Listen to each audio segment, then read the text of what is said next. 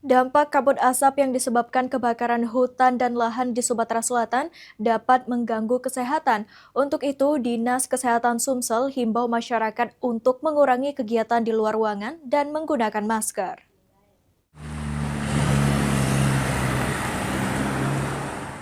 Dinas Kesehatan Provinsi Sumatera Selatan mengimbauan masyarakat untuk selalu menjaga kesehatan dengan menerapkan pola hidup bersih dan sehat di tengah kabut asap yang semakin tebal.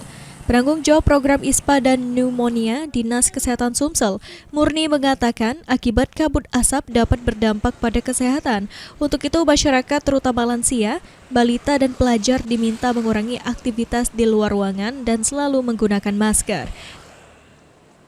Lalu menghimbau kepada seluruh masyarakat untuk meningkatkan imun tubuh, memperbanyak minum air putih maupun dari buah yang mengandung air dan juga perbanyak asupan air putih dan juga meningkatkan PHBS. Dan kami juga menghimbau khususnya ini pada anak sekolah untuk jangan banyak terlalu melakukan aktivitas di luar ruangan dan juga menggunakan masker pada saat kita melakukan aktivitas di luar ruangan.